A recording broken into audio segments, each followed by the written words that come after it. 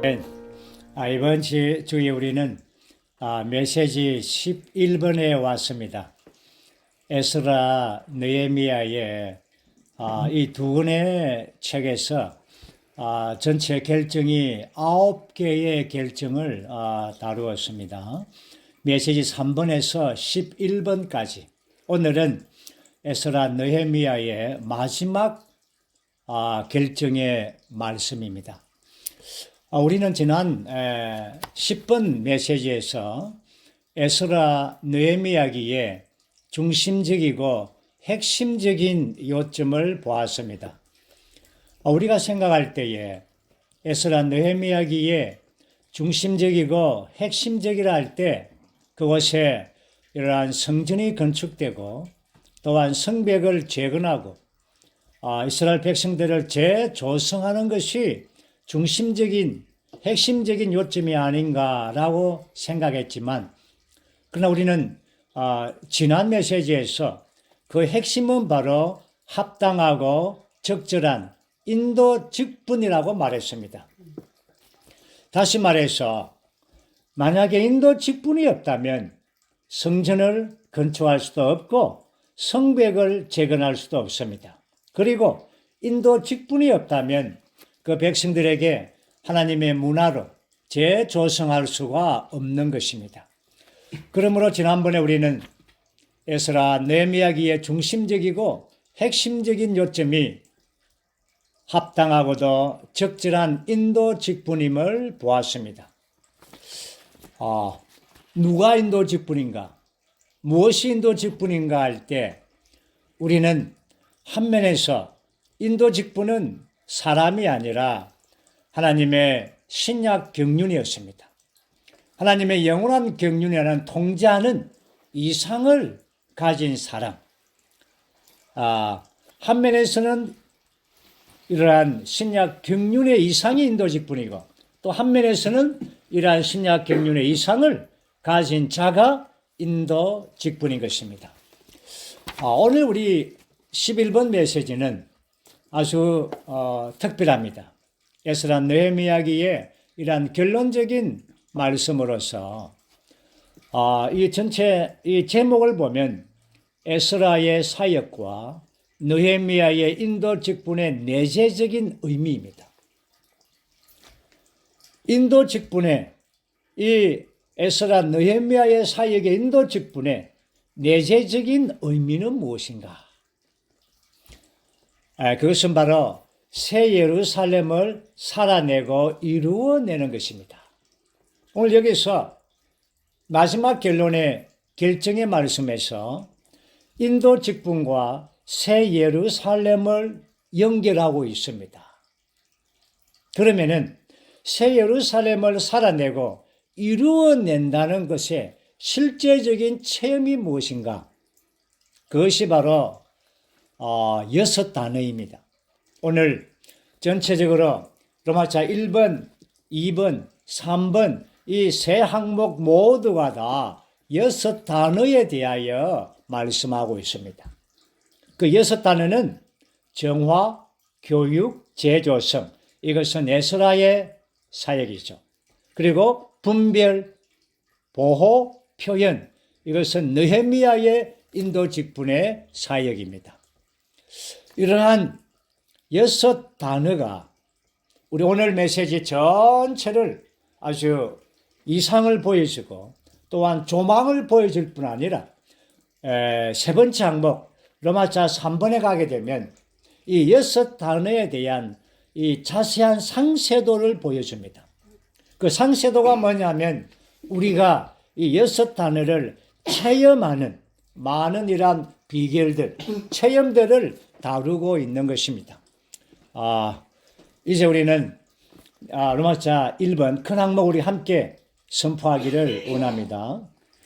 에스라의 사역의 내재적인 의미는 정화와 교육과 재조성이라는 단어로 구체화되고 느헤미야의 인도 직분의 내재적인 의미는 분별과 보호와 표현이라는 단어로 구체화된다.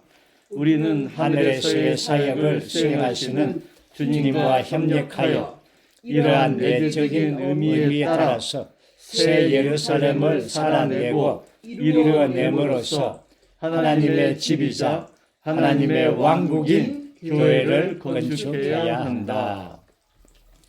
우리가 여기에서 에스라 느헤미야의 내재적인 의미가 바로 6단어를 체험하는 것입니다. 이 6단어를 우리가 체험하고 또 누리는 것이 새 예루살렘을 살아내고 이루어내는 것입니다. 저는 이 새 예루살렘에 관하여 최신의 말씀 중에서 예언자님께서 하신 말씀 이 새 단락을 발췌문을 제가 먼저 읽어드리기를 원합니다. 1994년 5월에 섞임에 관한 실제적인 중점들에서 행자님께서 이렇게 말씀했습니다. 69년간 내가 성경을 연구한 후에 본 것이 무엇인가? 나는 새 예루살렘을 보았다고 말하고 싶다. 이것이 나의 이상이요. 이것이 나의 계시요. 이것이 나의 사역이다. 이 새 예루살렘에 관한 이러한 방면을 말씀하실 때 1994년은 주 회복안에서 이러한 놀라운 전환의 최고봉의 계시의 전환의 그러한 시대입니다. 그리고 1995년에 새 예루살렘을 해석을 추구하는 믿는 이들을 적용함이라는 책에서 행자님의 말씀을 이렇게 말했습니다. 먼저 우리는 하나님께서 사람이 되신 것은 사람을 신격에 있어서가 아니라 생명과 본성에 있어서 하나님 되게 하려 하심이라는 진리를 해방해야 한다. 그리고 나서 우리는 새 예루살렘에 관한 진리를 해방해야 한다. 나의 부담은 위대한 이 두 진리를 해방하는 것이다. 예언자님의 마지막 사역의 최고봉의 두 이러한 진리, 최고의 진리는 바로 하나님이 사람 되시고 사람은 신격에게서가 아니라 생명과 본성에서 하나님이 된다는 이 최고봉의 진리의 말씀과 그리고 새 예루살렘이란 이 진리, 새 연예루살렘의 완전한 진리를 해방하는 것입니다. 그리고 1996년에 요한복음 결정 연구에서 새 예루살렘에 관한 행자님의 말씀입니다. 결국 영원하신 삼일 하나님께서 우리 모두와 합병되신 새 예루살렘이 되신다. 우리는 새 예루살렘에 들어가는 것이 아니라 새 예루살렘이 된다. 우리의 됨이 우리의 들어갑니다. 이것이 최고봉의 계시의 새 예루살렘에 관한 말씀, 발췌의 말씀입니다. 우리는 지금 교회 안에 있습니다. 우리는 지방 교회는 새 예루살렘의 축소판입니다. 그러므로 우리는 지방 교회 안에서 새 예루살렘이 되고 새 예루살렘으로 들어가는 것입니다. 많은 믿는 이들은 새 예루살렘이 장차 나타날 것인데 그곳에 들어가기를 소망을 하고 있습니다. 그러나 이러한 사이의 말씀을 통하여 우리는 지금 새 예루살렘의 이러한 축소판으로서 교회 안에서 우리가 새 예루살렘을 살아낼 수가 있습니다. 또 새 예루살렘을 이루어낼 수가 있습니다. 우리가 살아내고 이루어낸 바로 그 새 예루살렘이 오늘 교회 안에서 새 예루살렘으로 우리가 들어가는 것입니다. 이러한 체험이 우리 안에서 더 증가되기를 원합니다. 다시 한 번 더 말해서 새 예루살렘을 살아내고 이루어내는 그 실제적인 체험은 6단어라고 했습니다. 그래서 다시 한 번 더 말하면 에스라의 사역의 내재적인 단어, 정화, 교육, 제조서, 느헤미야 인도 직분의 내재적인 의미, 분별, 보호, 표현, 이 6단어가 새 예루살렘을 살아내고 이루어내는 그러한 체험들입니다. 이제 우리는 두 번째 항목입니다. 로마서 2번 함께 선포하죠. 시대의 사역 안에서 시대의 이상에 따라 살고 하나님을 섬기는 것은 새 예루살렘을 살아내고 이루어내는 것이다. 성벽은 벽옥으로 건축되어 있었고 그 성은 맑은 유리와 같은 순금으로 되어 있었습니다. 시대의 사역 안에서 시대의 이상에 따라 산다. 우리가 지난 메시지에서 아주 놀라운 청명상하도에 관한 말씀을 들었습니다. 주회복안에는 이러한 영적이고 신성한 청명상하도가 있습니다. 창세기 아담에서부터 시작해서 요한계시록 새 예루살렘까지 이러한 전체적인 이상, 궁극적인 이상, 완결된 이상이 주의 회복 안에 있고 또 우리가 물려받은 이상인 것입니다. 우리는 이 이상에 따라서 새 예루살렘을 살아내고 이루어내야 되는 겁니다. 그래서 우리 로마서 2번에 보면 제일 먼저 새 예루살렘의 방면에서 나온 것이 성벽은 요한계시록 21장 18절이죠. 성벽은 벽옥으로 건축되어 있었고 그 성은 맑은 유리와 같은 순금으로 되어 있었습니다. 여기에 우리가 로마서 2번에는 이 6단어가 이러한 그 이상, 전체적인 조망을 보여줍니다. 새 예루살렘의 이러한 완결과 6단어에 대한 연결을 보여주고 있죠. 첫 번째 단어, 정화. 이 정화의 단계가 새 예루살렘의 어느 지점에 있는가? 그것은 바로 성은 맑은 유리와 같은 순금으로 되어 있다. 이 순금이 바로 정화입니다. 이러한 새 예루살렘은 거룩한 성이죠. 어떠한 혼합이 없는 순수하고 거룩한 순금으로 되어 있는 이러한 것이 바로 정화, 완전히 새 예루살렘은 정화가 되었다는 것이죠. 그리고 두 번째는 새 예루살렘의 교육이라는 부분이 있습니다. 어디에 있습니까? 새 예루살렘의 기초석은 12사도들의 이러한 기초석입니다.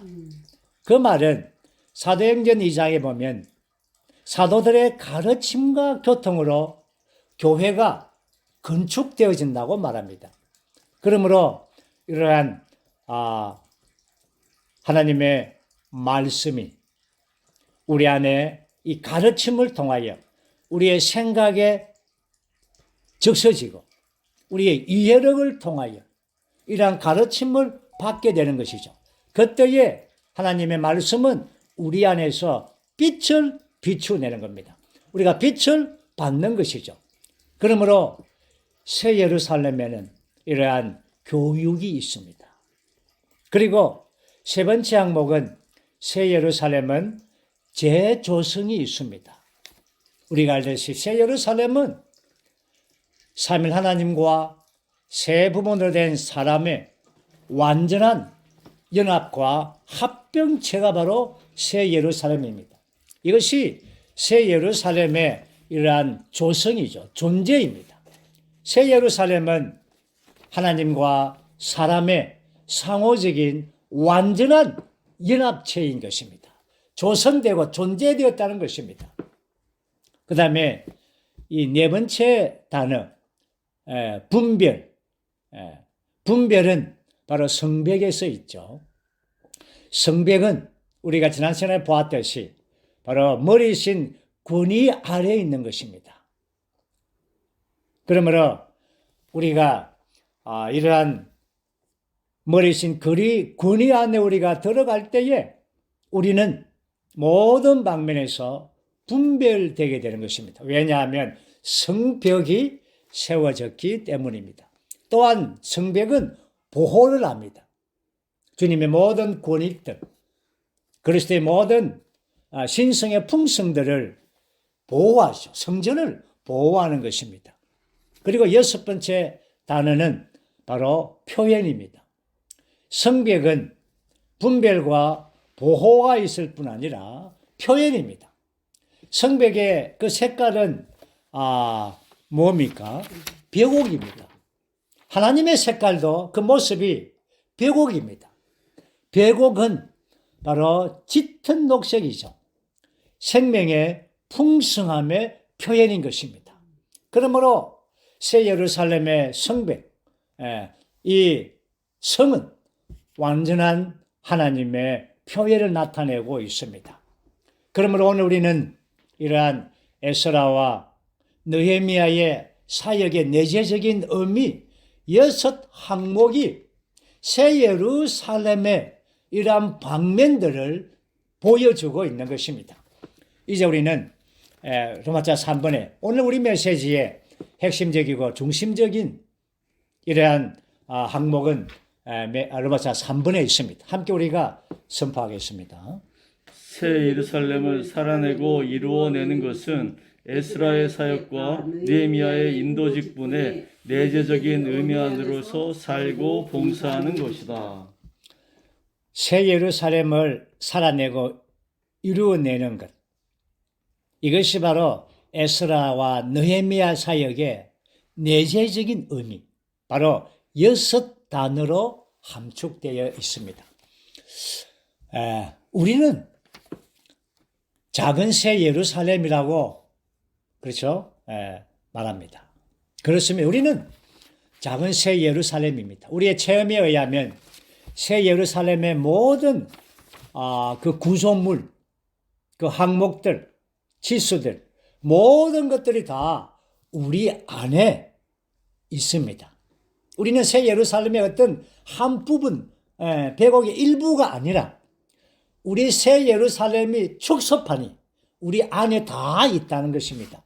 그러므로 우리는 새 예루살렘의 그 중심에 있는 보좌, 그 보좌가 우리 안에 설치되어 있습니다.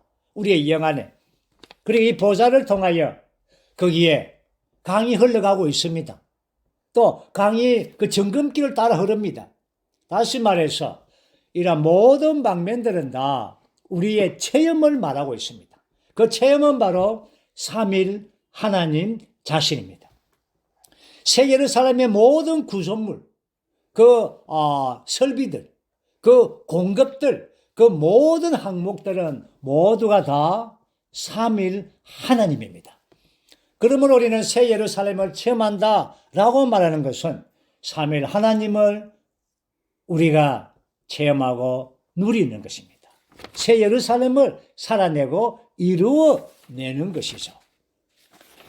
이제 이 여섯 단어, 이제 아주 로마서 3번은 상세도이죠. 여섯 단어에 대한 이 상세, 여섯 단어를 우리가 어떻게 깊이 있게 체험하는가, 이제 그 부분을 우리가 자세하게 볼 것입니다. 첫 번째 단어 무엇입니까? 정화입니다. 정화는 에스라의 사역의 핵심이죠. 왜 정화해야 합니까? 새 예루살렘이 거룩하기 때문에, 거룩한 성이기 때문에 우리 안에 어떠한 불순물과 어떠한 이러한 다른 세속적인 요소들이 어떤 방면도 있어서는 안 됩니다. 그렇기 때문에 우리의 온 존재가 정화될 필요가 있습니다. 우리는 여기에서 네 가지 요점을 볼 터인데, 첫째는 우리가 어떻게 정화되는가? 바로 일곱 눈과의 시간을 보내는 것입니다. 여호와의 일곱 눈, 비추이죠. 우리를 심판하고 우리를 폭로하고 우리를 드러내고 그뿐 아니라 일곱 눈은 일곱 영으로서 우리를 공급해 주는 것입니다. 그러므로 우리가 정화될 수 있는 첫 번째 길은 일곱 눈이신 그리스도 앞에 우리가 시간을 보내며 머물러 있는 것입니다. 두 번째 요점은 우리가 어떻게 정화됩니까? 바로 순수한 말씀 안에 있는 그 씻는 물을 통하여 정화될 수가 있습니다. 말씀 안에 있는 씻는 물로 교회를 깨끗하고 거룩하게 하시는 에베소서 5장 26절 말씀이죠. 그러므로 우리는 말씀의 물로 계속해서 깨끗하게 씻을 때에 우리의 온 존재는, 우리의 마음은 순수하게 되는 것입니다. 우리의 마음이 순수하게 된다는 것은 바로 우리의 목적이 이제는 단일하다는 것입니다. 하나님의 영광과 하나님의 뜻을 성취하려는 그러한 단일한 목표를 가지는 것이 우리의 마음이 순수하다는 것입니다. 정화되었다는 것입니다. 과거에는 많은 혼합이 있었죠. 세상도 좋아하고 취미도 좋아하고 여러 가지 그 외의 것들이 있었죠. 그러나 말씀의 물로 우리를 계속 씻게 되면 우리가 우리의 목표가 단일한 순수한 그러한 마음을 갖게 됩니다. 세 번째 요점은 레위기 19장 19절에 있는 것처럼 하나님은 그분의 속성은 순수한 속성입니다. 혼합을 미워하십니다. 그래서 모세를 통하여 이스라엘 백성들에게 이러한 하나님의 어떠하심을 말씀해 줄 때 너희들은 순수해야 된다. 그래서 가축의 혼합, 씨의 혼합, 그 다음에 옷감의 혼합들, 이러한 것들을 하지 말라고 했죠. 이것은 바로 모든 우리의 혼합에서부터 우리는 순수하게 되고 정결케 되어야 됩니다. 이것이 바로 정화인 것입니다. 그리고 네 번째 요점은 베드로전서 1장 22절 말씀 보면 여러분이 진리에 순종하여 자기의 혼을 정결케 함으로써 거짓없이 형제를 사랑하게 되었으니 순수한 마음으로 서로 뜨겁게 사랑하십시오. 베드로 형제님은 우리에게 우리의 혼을 정결케 하는 것은 진리에 순종한다는 것입니다. 이런 하나님의 신약 경륜의 모든 말씀은 다 진리의 말씀이죠. 바울의 완성한 사의 모든 신약 경륜의 말씀, 이러한 말씀이, 이 진리의 말씀이 우리 안에서 우리를 통제하고 우리를 이끌어주고 그 말씀 안에 우리가 순종할 때 우리의 혼은 정결케 됩니다. 이런 정결케 된 혼을 가진 사람의 특징이 무엇입니까? 형제를 사랑하는 것입니다. 어떻게 사랑합니까? 뜨겁게. 우리가 형제를 뜨겁게 사랑한다는 것은 그 사람의 혼이 정결케 되었다는 것입니다. 정말 우리가 진리의 말씀에 순종해서 우리의 혼이 점점 정결케 되어서 우리의 모든 지체들을 뜨겁게 사랑하기를 원합니다. 그 다음에 이제 두 번째 단어는 뭡니까? 교육입니다. 왜 우리가 교육을 받아야 됩니까? 왜냐하면 우리는 새 예루살렘이 되기 위해서 이러한 성벽으로 건축되기 위하여 우리는 교육을 받아야 됩니다. 그러므로 우리는 새 예루살렘에는 그 기초석이 12사도의 이름이 있습니다. 12사도의 이름이 있다는 것은 바로 12사도들의 가르침을 말합니다. 하나님의 경륜에 대한 건강한 가르침. 새 예루살렘은 이러한 건강한 가르침을 통하여 이루어지는 것입니다. 그러므로 우리는 교회 안에서 이러한 건강한 말씀의 가르침이 풍성하고 충만해야 됩니다. 이 두 번째 요점에 보면은 에스라가 그랬죠. 우리가 지난 시간에 계속 보아왔듯이 에스라는 하나님의 율법에 통달했습니다. 능통했습니다. 지식이 뛰어났습니다. 그것뿐 아니라 통찰력을 가졌습니다. 통찰력을 가졌다는 것은 바로 하나님의 경륜과 연결되어서 그 말씀의 내재적인 의미를 깨우쳐 줬다는 것입니다. 그리고 이제 오늘날 이 세 번째 요점에서는 오늘날 우리가 에스라들이 되어야 된다는 것입니다. 우리 모두는 이 시대에 에스라들이 될 필요가 있습니다. 에스라가 어떤 사람입니까? 제사장 겸 율법학자. 그래서 이거 겸자가 굉장히 중요하죠. 다만 율법의 전문가 지식을 아는 학자가 아니라 제사장 겸 하나님을 접촉하고 하나님을 누리고 하나님과 하나 된 그런 사람이 갖고 있는 이러한 말씀. 이것이 바로 하나님의 경륜 안에 있는 이러한 내재적인 빛이 충만한 말씀. 이러한 말씀으로 온 성도들을 가르쳐야 되는 것입니다. 그 느헤미야 8장 8절 말씀 보면은 그들이 그 책 곧 하나님의 율법을 읽으면서 해석하고 뜻을 밝혀주었기 때문에 백성은 읽어준 것을 이해할 수 있었다. 그러므로 오늘 우리가 이러한 사역의 말씀과 모든 말씀들이 흘러나올 때 이러한 말씀들을 이해할 수 있도록 그 뜻을 밝혀주고 그래서 이것이 이러한 말씀들이 이해되어질 때 우리는 우리 안에서 생명과 공급과 누림이 될 뿐 아니라 이 이해된 말씀이 우리 존재 안에서 진리로 세워지고 성벽으로 건축되게 되는 것입니다. 그리고 이제 네 번째 요점은 아주 특별한 요점인데 이 어떻게 우리가 교육을 하는가? 바로 언어의 교육입니다. 여기에 느헤미야 13장 23절 24절 말씀 보면 보면은 그게 그때 나는 또 유대인들이 아스돗, 암몬, 모압 여자들과 결혼한 것을 보았다. 그들 자녀의 절반은 아스돗 말을 했고 그들 중 누구도 유다 말을 할 줄 모르면서 다른 민족의 말을 하였다. 이 어떠한 비극적인 그런 이야기입니까? 새로운 언어. 이스라엘 백성들은, 유대인들은 유대 말을 하는 것이 당연하죠. 그러나 혼잡됐기 때문에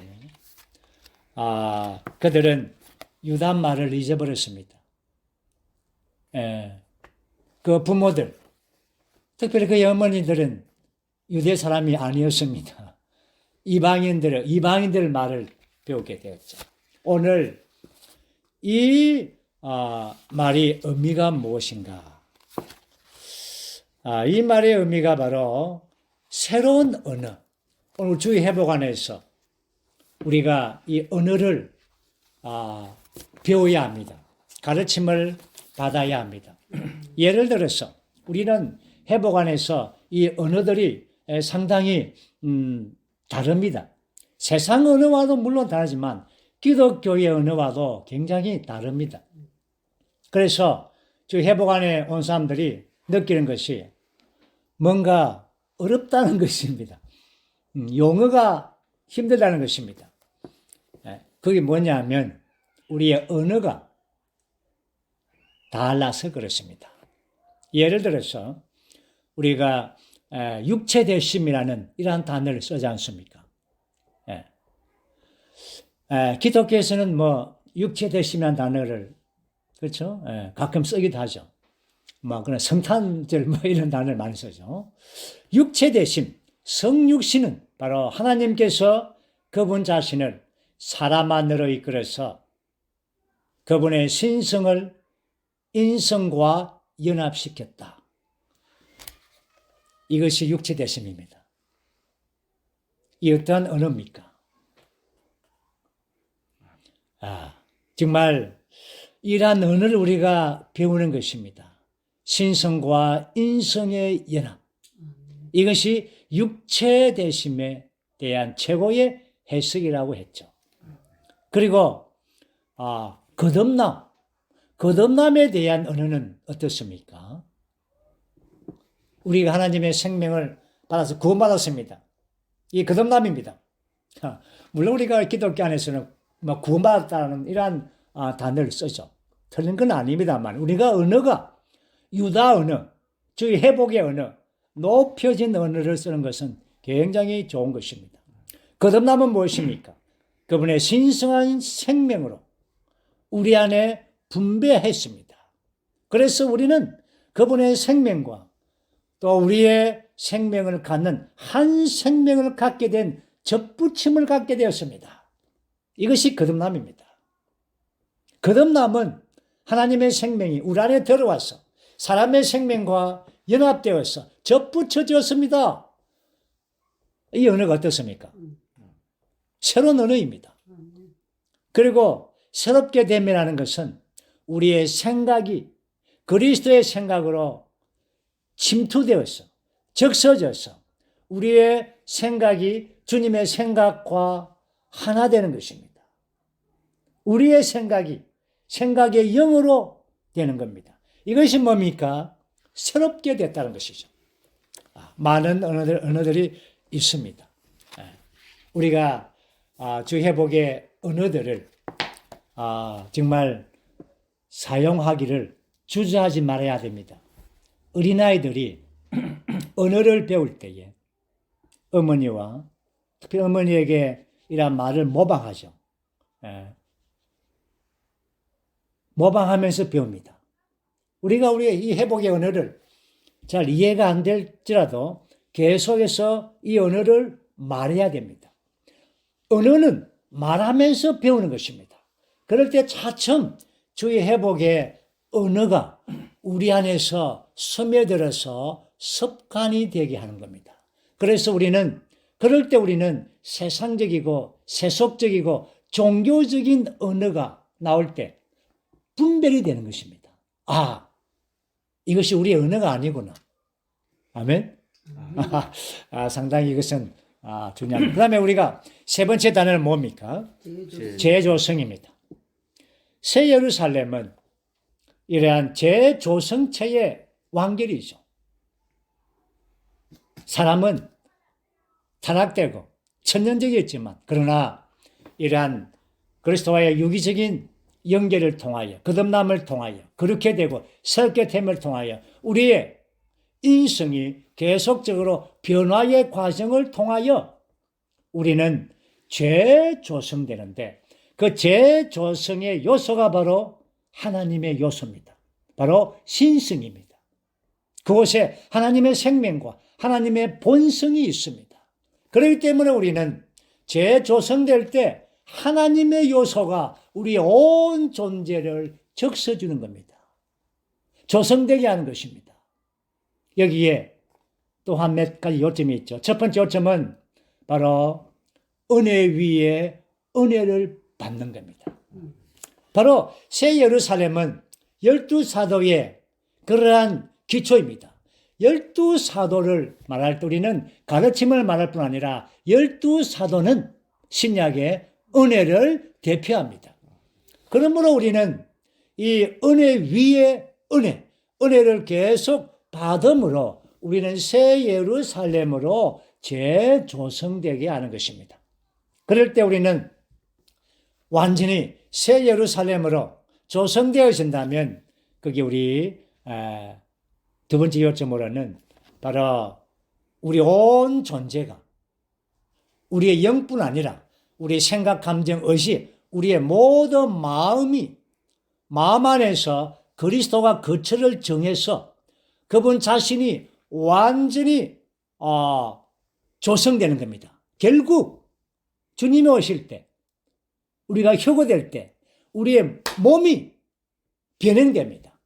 그러므로 우리의 몸까지도 완전히 영과 혼과 몸이 하나님화되는 겁니다. 이것이 바로 재조성이죠. 이것이 새 예루살렘입니다. 그러므로 새 예루살렘은 바로 하나님화된 사람들의 집합체입니다. 오늘 기독교에서는 이러한 것이 새 예루살렘은 물질적인 성으로 아직까지도 가르치고 있습니다. 그러나 아주 그것은 낮은 것이고 그것은 아주 정말 천박한 것이죠. 그러나 새 예루살렘은 하나님과 사람의 우주적이고 완전한 연합과 합병체라는 것입니다. 그러기 위하여 이 조성을 위하여 이 새 예루살렘이 되기 위하여 우리 개요의 작은 숫자의 짜레비야 4번, 5번에 보면 우리가 한 단계 한 단계씩 전진하는 것이 필요합니다. 선택받은 사람들은 계속 유기적인 구원의 단계들 안으로 이끌어가는데 거듭남에서부터 거룩하게 하심, 새롭게 하심, 변화시키심, 형상이 되게 하심, 결국 영광스럽게 되게 하심, 이러한 과정들이 삼일 하나님의 운행을 통하여 우리 안에서 이루어지는 것입니다. 이렇게 될 때 이런 식으로 우리가 한 단계 한 단계 계속 올라가게 되면, 도달하게 되면, 그곳에 오르게 되면 더 이상 육체가 없고 더 이상 타고난 존재가 없고 모두가 영 안에 있고 모두가 다 새 예루살렘의 존재가 됩니다. 이것이 하나님의 일의 가장 높은 지점이며 이것이 사도들의 일이며 우리 모든 동력자들의 일이며 이것이 모든 교회 안에서 인도자들 또 모든 지체들의 일이 바로 새 예루살렘이 되게 하는 것입니다. 우리 모두가 다 새 예루살렘이 될 뿐 아니라 또한 새 예루살렘이 될 수 있도록 이러한 새 예루살렘의 요소를 교회 안에 지속적으로 분배해서 결국 우리는 그날에 새 예루살렘의 존재가 될 것입니다. 이것이 재조성입니다. 이제 우리는 네 번째 단어가 뭐죠? 분별입니다. 이제는 성벽의 느헤미야의 사역으로 왔죠. 분별. 이것은 성벽의 큰 특징이죠. 느헤미야 사역을 통하여 성벽이 건축될 때 그 안에 있는 모든 것들과 그 밖에 있는 것들, 성벽이 건축될 때 안과 밖이 완전히 분별됩니다. 완전히 다른 영역이죠. 영역이 달라지게 되는 것입니다. 우리는 이러한 분별에 대한 체험을 날마다 깊이 갖기를 원합니다. 그것은 전적으로 하나님으로 적셔져서 우리의 교회 생활을 위한 거룩한 생활을 하는 그러한 생활이 거룩한 성으로 발전되게 되는 것입니다. 어떻게 우리가 이 분별을 체험하는가? 첫 번째 요점은 바로 우리의 생각이 새롭게 되는 것입니다. 로마서 12장 2절 말씀에 여러분은 이 시대를 본받지 마십시오. 오직 여러분의 생각이 새로워짐으로 변화되어 하나님의 선한 뜻이, 하나님의 기뻐하는 뜻이, 하나님의 온전한 뜻이 무엇인지 분별하도록 하십시오. 뭘 하도록? 분별하도록. 하나님의 뜻이 무언가? 그분의 기뻐하신 뜻이 무엇인지 이렇게 분별될 수 있는 길은 바로 우리 안에 우리의 생각이 새롭게 되어야 되는 것입니다. 그래서 로마서 8장 6절 말씀에는 육체에 둔 생각은 죽음입니다.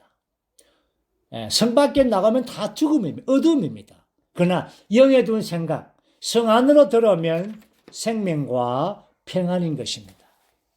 다시 말해서 우리는 작은 새 예루살렘으로서 우리는 보좌가 있고 또한 그 정금길이 있고 생수의 강이 있고 생명나무가 있고 많은 방면이 있을 뿐 아니라 우리는 분별을 체험하는 성벽이 있어야 되는 것입니다. 이제는 두 번째 요점은 바로 분별을 체험하는 이 두 번째 요점은 바로 바벨론에서 분별되는 것이 필요하다. 하나님이 가장 싫어하시는 것은 바벨론입니다. 그것이 종교적인 바벨론이든 물질적인 바벨론이든 결국은 이 바벨론은 다 무너집니다. 성경 전체에서 할렐루야라고 외치는 장면이 그렇게 많지 않습니다. 구약의 시편 외에는. 그러나 신약에서 할렐루야를 크게 외치는 장면은 언제입니까? 바벨론이 무너졌을 때. 얼마나 하늘에서 천사들이 기뻐했습니까? 하나님과 함께 할렐루야 아마 강하게 외쳤죠. 왜냐하면 바벨론은 바로 우리 새 예루살렘에 체험하는 우리 믿는 이들을 바로 굉장히 혼탁되게 만듭니다. 혼돈되게 만듭니다. 그 중에 우리 3번에 보면은 뭐가 있습니까? 바벨론의 특징은 탐심과 속임수와 돈을 사랑하는 것과 돈을 사랑하는 것. 그래서 사업과 상업의 사악함. 우리 그리스도인의 생활은 돈을 사랑하는 것이 없어야 합니다. 세상은 돈을 사랑합니다. 물론 우리도 돈이 필요한 건 압니다. 그렇지만 사랑해서는 안 됩니다. 세상의 모든 사람들은 그들의 안정과 보호와 보상과 장래의 모든 희망은 돈이라고 합니다. 그러나 우리의 안전이 무엇입니까? 우리의 보상이 무엇입니까? 우리의 장래가 무엇입니까? 이것은 바로 주님을 신뢰하고 믿음 안에 사는 것입니다. 우리는 돈을 신뢰하지 않고 주님을 신뢰하고 믿음 안에 사는 생활을 가지는 것입니다. 이것이 우리를 분별하게 만드는 것입니다. 우리의 체험에 의하면, 저의 체험에 의하도 돈과 연결되면 분별력이 떨어집니다. 돈이 관계되면 그만큼 무서운 것입니다. 사탄은 돈을 고안해서 온 인류를 통제하고 있습니다. 그래서 많은 사람들의 혼까지도 돈을 주고 빼앗게 만들죠. 연봉이 많을수록 생각, 온전히 그게 집중돼야 되죠. 또 몸이 완전히 그게 돼야 되고, 완전히 시간도 빼앗기고, 그렇죠? 왜냐하면 그 바벨론에 팔리는 상품 중에 첫 번째 항목은 금이지만 마지막 항목은 사람들의 혼입니다. 혼을 사는 것이죠. 혼을 주고 사고 판다는 겁니다. 오늘 우리가 이러한 데 대해서 이러한 분별에 대한 분명한 이상을 보기를 원합니다. 우리는 두 마음을 가질 수가 없습니다. 하나님을 사랑하느냐, 마몬을 사랑하느냐. 우리의 마음은 사랑하는 기관으로서 선택해야 합니다. 우리가 하나님을 사랑한다면 하나님께서는 우리의 모든 안정과 보상과 모든 필요를 다 공급해 주십니다. 그의 나라와 그의 의를 먼저 구하면 이 모든 것, 이 모든 것이 우리의 생필품이 포함되어 있습니다. 이제 우리는 다섯 번째 단어가 무엇입니까? 보호입니다. 성백은 분별의 영역일 뿐 아니라 또한 그 안에 있는 모든 것을 보호해 줍니다. 우리가 여기에서도 한 네 가지 요점을 볼 텐데, 첫 번째 단계는 우리를 보호해 주는 이러한 첫 번째 단계는 법리적인 구속입니다. 어린 양의 피가 우리가 이러한 사탄의 이러한 참소에서부터 우리를 보호해 줍니다. 그러므로 성백의 이러한 첫 번째 단계는 바로 어린 양의 피입니다. 두 번째 단계는 목양입니다. 이것은 유기적인 구원이죠. 우리가 다른 사람들을 목양할 때 우리는 그를 보호해 주는 것입니다. 우리가 보호받는 길은 목양받는 길밖에 없습니다. 이거는 유기적인 구원이죠. 우리가 장성한 자로 성장하면 성장할수록 우리는 보호받습니다. 거기는 성벽이 세워졌기 때문에 성벽 안에서 모든 풍성들을 보호받습니다. 우리가 지체들을 목양할 때 이거 다만 이러한 말씀을 먹여주는, 공급해주는 이런 측면이 아니라 그 목양받는 지체가 모든 방면에서 보호를 받습니다. 성벽이 세워지기 때문에 그렇죠. 그리고 세 번째 단계는 보호는 영적인 전쟁입니다. 영적인 전쟁은 몸 안에 있습니다. 그러므로 우리는 몸 안에서 영적 전쟁을 치룰 때 우리는 몸 안에서 보호를 받습니다. 몸의 보호의 실제적인 길은 뭡니까? 교통하는 것입니다. 우리가 개인적인 문제 혹은 작은 문제, 사소한 문제라도 여러분의 활력 그룹들과 함께 또 소그룹 안에서 교통하십시오. 이게 뭡니까? 우리가 보호받는다는 것입니다. 우리가 몸 안에서 보호받는 것이 필요합니다. 이건 영적인 전쟁인 것입니다. 자기 자신을 부인하고 개인주의를 부인하고 지체들과 교통 안에서 우리가 보호받는 것입니다. 그리고 네 번째 요점은 바로 이러한 우리 안에 성백이 이루어지면 그 안에 있는 성전, 하나님의 신성의 모든 풍성들을 바로 보호받습니다. 그리스도의 청량할 수 없는 그 풍성들, 즉 회복 안에 모든 진리의 보화들, 이러한 보화들 모든 풍성들을 우리는 보호받아야 되는 것입니다. 그러므로 교회는 진리의 기둥과 기반이죠. 진리의 기둥과 기반으로서 보호받는 것이 필요한 것입니다. 이제 우리는 마지막이죠. 여섯 번째 단어입니다. 함께 선포하겠습니다.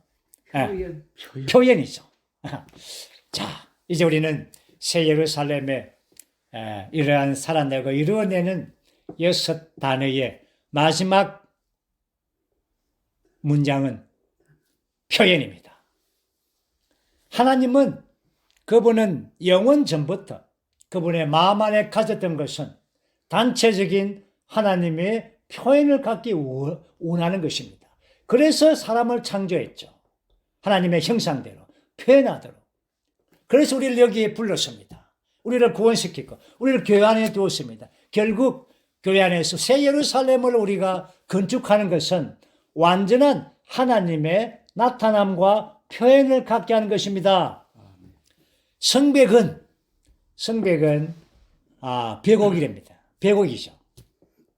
바로 이러한 하나님의 색깔, 하나님의 신성한 모습, 충만한 표현이 하나님의 색깔도 배곡이고 새 예루살렘의 색깔도 배곡이고 이런 배곡의 색깔, 하나님으로 완전히 나타나는 이 배곡의 색깔을 갖는 것, 이것이 바로 표현인 것입니다. 어떻게 이러한 표현을 갖는가? 우리가 3번, 4번을 보면 바로 섞임의 생활입니다.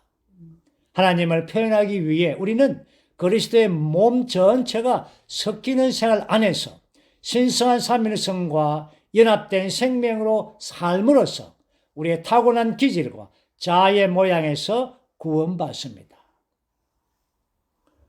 이제 우리가 어떻게 이러한 표현의 길을 갖는가? 마지막 아라비아 숫자 4번을 우리 함께 선포하고 마치겠습니다. 하나님을 표현하기 위해 우리는 말씀 안에 있는 씻는 물로 매일 거룩하게 되고 새롭게 되어 우리의 신랑이신 그리스도 앞에 그분의 순수하고 영광스러우며 하나님을 표현하는 신부로 세워져야 한다. 아멘. 결국 우리는 그분의 어울리는 배필, 신부로서 영광스럽게 그분 앞에 세워지게 될 것입니다. 이것이 바로 6 단어의 체험의 완결입니다. 오늘 우리는 새 예루살렘을 살아내고 이루어내는 이 6 단어에 대한 이러한 실제적인 이러한 체험은 이론과 지식이 아니라 실제 우리가 교회 생활 안에서 살고 이루어내야 되는 것입니다. 이러한 삶을 살기를 원합니다. 주님을 찬양합니다.